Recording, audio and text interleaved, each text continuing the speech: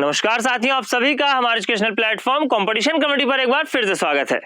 आज के दिन में सेशन की बात करूं तो आज हम लोग यहां पर डिस्कस करने वाले हैं अल्फाबेट टेस्ट का पार्ट 2, यानी कि इससे पहले हम लोग एक पार्ट कवर अप कर चुके हैं। तो अगर मैं बात करूं लास्ट सेशन की, तो विशेष रूप से हम लोगों ने चर्चा करी थी लास्ट सेशन में अप्रोच की कि आपका अप्रोच क्या होना चाहिए जब आप इस प्रकार के प्रश्नों को हल कर रहे हो। साथ ही साथ मैंने आपको यह भी बताया कि यहाँ पर आपको वैरायटी ऑफ क्वेश्चंस देखने को मिलेंगे, यानी कि वेरियस टाइप्स के क्वेश्चंस देखने को मिलेंगे। तो जिन टाइप्स के क्वेश्चंस को अभी तक हम लोगों ने डिस्कस नहीं किया, आज हम लोग यहाँ पर चर्चा करेंगे उन प्रश्नों की। और अगर मैं बात करूं आज के सेशन की, तो आज का भी सेशन आपका मुख्यतः आधारित रहने वाला है आपके अप्रोच के ऊपर, यानी कि प्रश्नों में आपका अप्रोच क्या होना चाहिए जिससे आप कम से कम समय में प्रश्नों को आसानी से हल कर सके। तो आपको करना क्या है, आपको भी बिल्कुल कमर कस के तैयार हो जाना है, यानी कि यहाँ पर आपको हमारे साथ साथ प्रश्नों को बनाते चलना है। बेसिक अप्रोच की भी चर्चा करेंगे कि सामान्यतः एक विद्यार्थी किस प्रकार से अप्रोच करता है, या प्रश्नों को देख करके जब हम सीख रहे होते हैं, जब हम स्टार्टिंग के फेज में होते हैं, तो हम किस प्रकार से अप्रोच करते हैं।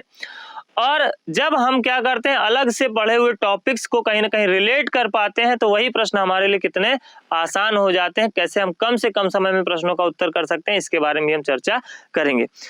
तो कोशिश यही होगी कि आपको हर एक प्रकार के प्रश्न में जो बेस्ट अप्रोच हो सकता है, जो उसका सरलतम तरीका हो सकता है, उसको यहाँ पर हम लोग इंप्लीमेंट करके प्रश्नों को बनाएंगे।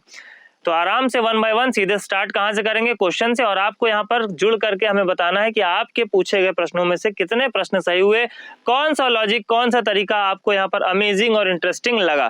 तो चलिए शुरुआत करते हैं आज के सेशन की। तो पहला प्रश्न आपकी स्क्रीन पर आ चुका है। यहाँ पर अगर मैं प्रश्न की बात करूं तो ये अल्फाबेटिकल एंड मिसलेनियस सीरीज पर आधारित आपको क्वेश्चन देखने को मिल रहा है। तो अगर हम बात करें यहाँ पर प्रश्न की, तो यहाँ पर क्या क्या कठिनाई एक विद्यार्थी को देखने को मिलती है, यानी कि विद्यार्थी किस प्रकार से यहाँ पर स्ट्रगल करता है लैंग्वेज वगैरह को लेकर के, इसके ऊपर हम पहले चर्चा कर लेते हैं। तो जैसे कि अगर हम प्रश्न की बात करें, तो प्रश्न में पूछा है how many symbols are there in the above series each of which is immediately preceded and also immediately followed by a vowel. तो यानी कि सबसे पहली दिक्कत तो ये आती है कि यहाँ पर प्रीसीडेड और फॉलोड में होती है कंफ्यूजन। तो आज के बाद आपको प्रीसीडेड और फॉलोड में कोई कंफ्यूजन नहीं होने वाली। कैसे? तो अगर मैं बात करूं यहाँ पर प्रीसीडेड की, तो प्रीसीडेड का मतलब क्या, पा से पहले और पा से प्रीसीडेड, पा से पहले और पा से प्रीसीडेड। इट मींस जब भी आपको प्रीसीडेड दिखाई देगा, इट मींस हमें क्या समझना है, उसका मतलब पहले। और फॉलोड की अगर हम बात करें तो पहले, यानी कि उसके बाद जो बच गया वो होगा आपका बाद में। ठीक है। उसी प्रकार यहाँ पर अगर हम हिंदी की बात करें तो उपरोक्त श्रृंखला में ऐसे कितने प्रतीक हैं जिनमें से प्रत्येक के ठीक पहले और ठीक बाद में एक स्वर भी है। यानी कि सबसे पहले हम चर्चा करेंगे सिंबल की, और उसके बाद अगर हम बात करें तो हम चर्चा करेंगे पहले एज वेल एज बाद में क्या देखने को मिले, वॉवेल देखने को मिले। तो हमें दी गई सीरीज में इस प्रकार का पेयर क्या करना है, बनाना है, और देखना है कि ऐसे कितने पेयर बनते हुए दिखाई दे रहे हैं। तो अगर हम सीरीज की बात करें तो सबसे पहले हम क्या देखेंगे, वॉवेल देखेंगे, सिंबल देखेंगे, क्या देखेंगे, इसकी भी यहाँ पर हम चर्चा करेंगे। तो जब कभी भी इस प्रकार की आपको सीरीज दिखाई दे, तो सबसे पहली जो आपकी प्रायोरिटी होनी चाहिए वो क्या होनी चाहिए, सिंबल्स। सबसे पहली प्रायोरिटी क्या होनी चाहिए, सिंबल्स। इसको हम लोग अगले प्रश्न में इंप्लीमेंट करके देखेंगे। फिलहाल अगर हम बात करें तो हमें सिंबल्स को ढूंढना है और देखना है कि कितने ऐसे सिंबल हैं जिनके पहले और बाद में वॉवेल देखने को मिल रहे हैं। तो यहाँ पर आपको एक देखने को मिल रहा है हैश के पहले ओ और बाद में ई, यानी कि यहाँ पर दोनों पहले और बाद में एक वॉवेल हमें देखने को मिल रहे हैं। इसके बाद अगर हम एट द रेट की बात करें तो यहाँ पर पहले तो वॉवेल है लेकिन बाद में वॉवेल नहीं है। यहाँ पर आपको इसके पहले कॉन्सोनेंट, बाद में भी कॉन्सोनेंट, यहाँ पर बाद में नंबर देखने को मिल रहा है, यहाँ पर भी नहीं मिल रहा है, यहाँ पर भी आपको दोनों में वॉवेल देखने को नहीं मिल रहा है, यानी कि पहले और बाद, और यहाँ पर भी आपको वॉवेल देखने को नहीं मिल रहा है। यानी कि अगर हम इसके पेयर की बात करें तो पूरी की पूरी श्रृंखला में हमें केवल एक ऐसा पेयर मिल रहा है जिसके पहले भी वॉवेल है और जिसके बाद भी वॉवेल है। तो आंसर क्या हो जाएगा यहाँ पर हमारा, ऑप्शन नंबर बी। क्लियर? चलिए बात करते हैं अगले प्रश्न की। अगले नियम प्रश्न की बात करें तो यहाँ पर आपसे बोला जा रहा है if all the symbols are dropped from the above series, यानी कि अगर हम बात करें उपरोक्त श्रृंखला से सभी प्रतीकों को हटा दिया जाए तो निम्नलिखित में से कौन सा दाएं छोर से 8वें तत्व के बाएं से 7वां तत्व होगा। यानी कि अगर हम बात करें दाएं छोर से 8वें के बाएं जाना हमें 7वें, तो 8 7 कितना होता है, 15 होता है। और आंसर जो लेना है वो हमें कहां से लेना है, राइट हैंड से, यानी कि राइट टू लेफ्ट जाओगे तो ऐड होगा और आंसर कहां से आएगा, राइट हैंड से। ये सभी बातें हम लोगों ने कहां सीखी है, ऑर्डर एंड रैंकिंग में। तो 15वें एलिमेंट को अगर हमें काउंट करना है तो सिंपली काउंट कर सकते हैं 1 2 3 4 5 6 7 8 9 10 11 12 13 14 15, यानी कि आंसर हो जाएगा यहाँ पर ई, जो कि आपको ऑप्शन नंबर सी में देखने को मिल रहा है। तो सिंपली आसानी से हमें केवल क्या करना है, 8 प्लस उसके बाद आपको देखने को मिला 7, ऐड करना है, राइट हैंड से 15वां एलिमेंट ले लेना है। किसी भी हमें सिंबल को यहाँ पर काउंट नहीं करना था, जैसा कि पहले ही बोला जा चुका था कि all the symbols are dropped from the above series. Clear. चलिए बात करेंगे अगले प्रश्न की। अगर मैं बात करूं बैंकिंग के एग्जाम्स की, तो बैंकिंग के एग्जाम्स में आपको भर भर के इस प्रकार के क्वेश्चन देखने को मिलते हैं। लेकिन अगर मैं बात करूं आपके एग्जाम में, आप अदर स्टेट लेवल भी एग्जाम्स देते हैं तो वहां पर भी आपको इस प्रकार के प्रश्न देखने को मिलते हैं। क्लियर। तो अगर हम बात करें प्रश्नों से हमारी जान पहचान है, टाइप्स ऑफ क्वेश्चंस को हमने पहले कभी देखा है, पहले कभी हल किया है, तो हमें एग्जाम हॉल में किसी प्रकार की कोई कठिनाई नहीं होती, हम आसानी से बना पाएंगे। क्लियर। चलिए बात करते हैं अगले प्रश्न की।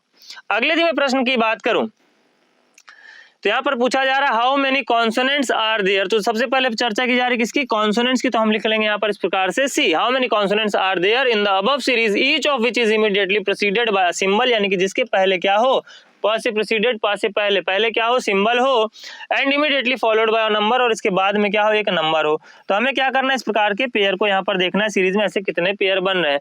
और मैंने कहा प्रायोरिटी हमारी क्या होगी, प्रायोरिटी होगी हमारी सिंबल। तो सिंबल के बाद कॉन्सोनेंट नहीं मिला, फिर सिंबल के बाद कॉन्सोनेंट मिला, नंबर मिला, एक पेयर। फिर अगर हम बात करें सिंबल के बाद कॉन्सोनेंट मिला लेकिन नंबर नहीं मिला, सिंबल के बाद कॉन्सोनेंट नहीं मिला, सिंबल के बाद कॉन्सोनेंट तो मिला लेकिन नंबर नहीं मिला, सिंबल के बाद कॉन्सोनेंट मिला और नंबर भी मिला। इसके अलावा अगर हम बात करें तो सिंबल के बाद कॉन्सोनेंट मिला और नंबर भी मिला। तो इस प्रकार के आप यहाँ पर 3 पेयर बनते हुए देख सकते हैं, symbol consonant number, symbol consonant number और सिंबल कॉन्सोनेंट और नंबर। क्लियर। तो आंसर की अगर हम बात करें तो क्या हो जाएगा, ऑप्शन नंबर सी।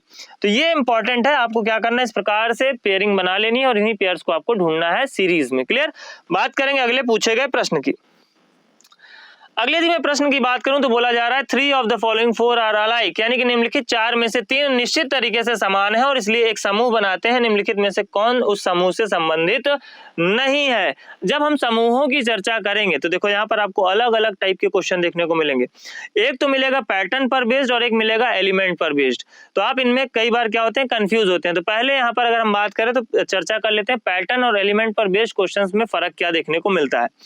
पैटर्न की अगर हम बात करें, यहाँ पर हम क्वेश्चन देख करके ही डिसाइड कर सकते हैं कि आपका पैटर्न पर बेस्ड क्वेश्चन है। कैसे, ऑप्शन को देख करके हम डिसाइड कर सकते हैं, क्योंकि अगर हम एलिमेंट की चर्चा करेंगे तो यहाँ पर तीनों में आपको केवल और केवल क्या देखने को मिल रहे हैं, यहाँ पर आपको देखने को मिल रहा है केवल और केवल अल्फाबेट। यहाँ पर अल्फाबेट के साथ सिंबल, यहाँ पर नंबर के साथ अल्फाबेट और यहाँ पर सिंबल के साथ में नंबर। यानी कि जो प्रश्न है वो निश्चित रूप से आपका बेस्ड है किस पर, पैटर्न पर। कैसे निर्धारित किया, यहाँ पे आपने अभी देख लिया ऑप्शन में, आगे इसको आप वेरीफाई खुद से कर सकते हैं कि कैसे यहाँ पर हम लोगों ने डिसाइड कर लिया था कि जो प्रश्न है आपका किस पर आधारित है, पैटर्न पर आधारित है। एलिमेंट पर बेस्ड क्वेश्चन में हमें क्या करना होता है। ठीक है। तो अगर हम बात करें CVK, तो CVK का अपन क्या बनाते हैं, एक पैटर्न बनाते हैं। तो CV के बाद अगर हम बात करें तो क्या देखने को मिलेगा, K देखने को मिलेगा। तो इस प्रकार से पैटर्न बना। Z#E की अगर हम बात करें तो Z#E में भी आपको सेम पैटर्न देखने को मिला। 9 to T में भी आपको क्या देखने को मिला, सेम पैटर्न देखने को मिला। और अगर हम बात करें %3 में आपको सेम पैटर्न देखने को नहीं मिला। तो आप पैटर्न से ही निर्धारित कर सकते हैं कि कौन सा वाला विकल्प इनमें से अलग नजर आ रहा है। यानी कि आंसर की हम बात करें तो क्या हो जाएगा, ऑप्शन नंबर डी। क्लियर। चलिए बात करते हैं अगले प्रश्न की। अगले दिन में प्रश्न की बात करूं तो बोला जा रहा है यहाँ पर 3 of the following 4 are alike in a certain way and so form a group which of the following does not belong to the group. ठीक है। यहाँ पर अगर हम बात करें तो आप देखिए अल्फाबेट के साथ में नंबर, अल्फाबेट के साथ में नंबर, अल्फाबेट के साथ में नंबर और अल्फाबेट के साथ में सिंबल। तो हो सकता है, मैंने कहा हो सकता है, इसको हम जांचेंगे, देखेंगे। और उसके बाद मैंने कहा हो सकता है कि आपका एलिमेंट पर बेस्ड क्वेश्चन हो, जैसे कि यहाँ पर आपको अल्फाबेट के साथ नंबर, अल्फाबेट के साथ नंबर, अल्फाबेट के साथ नंबर, और एक ही ऐसा है जहां पर आपका नंबर क्या है, मिसिंग, अल्फाबेट के साथ सिंबल देखने को मिल रहा है।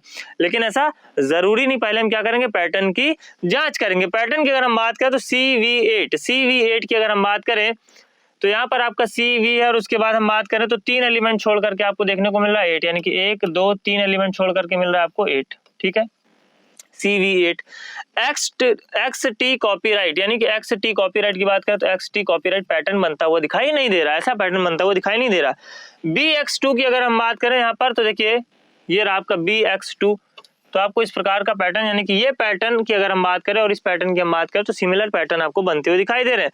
WJ4 की अगर हम बात करें तो यहाँ पर WJ4 में भी आपको अलग पैटर्न बनता हुआ दिखाई दे रहा है। अगर बात करें तो ये पैटर्न आपका अलग है, ये दो पैटर्न आपके सिमिलर है और ये पैटर्न अलग है।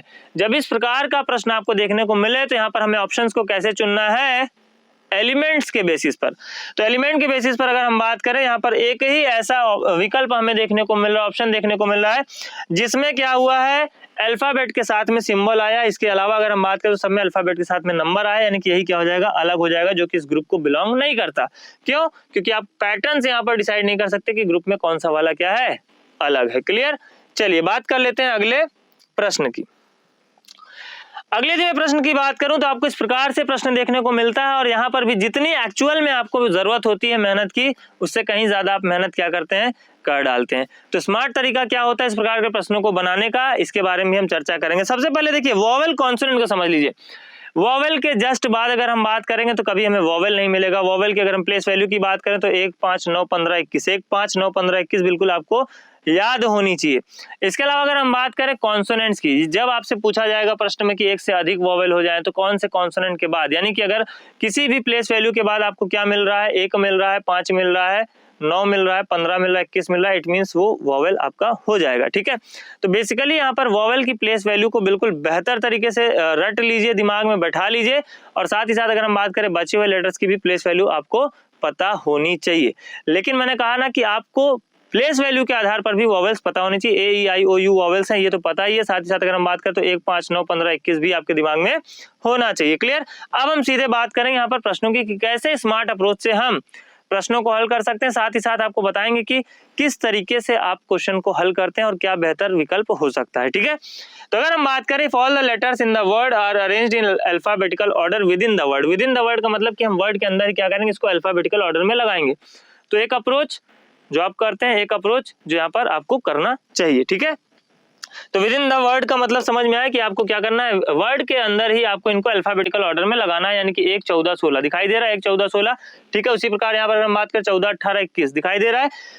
उसके बाद अगर हम बात करें, पूछा है how many words starting with consonants, तो कितने ऐसे वर्ड हैं जो कॉन्सोनेंट से स्टार्ट हो रहे हैं। तो ये होगा नहीं, ए वाला होगा नहीं, ए वाला होगा नहीं, ए वाला होगा नहीं। बचे कितने हमारे पास, 2। अब इनमें कॉन्सोनेंट्स की प्लेस वैल्यू छोटी दिखाई दे रही है, यानी कि 14 दिखाई दे रहा है, यहाँ पर 12 दिखाई दे रहा है। आंसर मारो फटाक से, कितना, 2।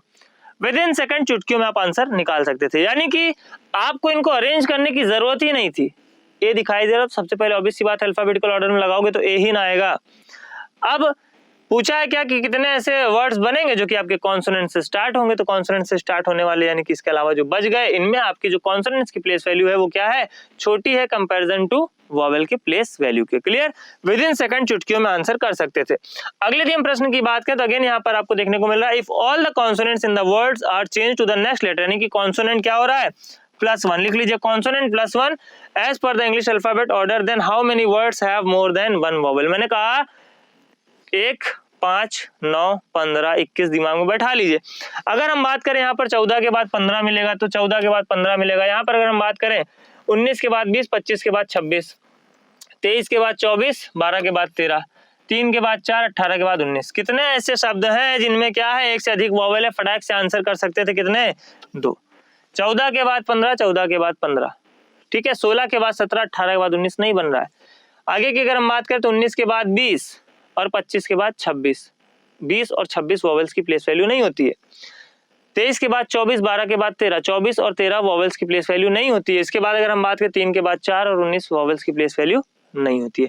विद इन सेकंड चुटकियों में आंसर मार्क करके आगे बढ़ना था। ठीक है, यानी कि अगर इस प्रकार के हम प्रश्नों की बात करें, 5 प्रश्न है तो आप हार्डली 1 मिनट लेंगे और 1 मिनट से कम समय में आप 5 प्रश्नों को आसानी से बना सकते हैं। बस जरूरत है तो अभ्यास की, जरूरत है अभ्यास की और दिमाग में अपने कॉन्सेप्ट्स को बैठाने की, कब कौन सा कॉन्सेप्ट कहां पर हमें यूज करना है। क्लियर? बात करेंगे अगले प्रश्न की। If the words are arranged as per dictionary order, then which of the following words will be second from the left hand. अगर हम बात करें डिक्शनरी ऑर्डर की तो सबसे छोटी प्लेस, अच्छा second from the left hand पूछा, यानी कि सबसे छोटी प्लेस वैल्यू सी की। इसके बाद अगर हम बात करें तो यहाँ पर आपको देखने को मिल रहा है ओ, ठीक है, सी के बाद देखने को मिल रहा है ओ, यानी कि यहाँ पर 3 के बाद 15, 15 के बाद 16, 16 18 19। नंबर्स के फॉर्म में देखना सीख जाइए, विद इन सेकंड बना लेंगे। If the words are arranged as per dictionary order, then which of the following words will be second from the left hand.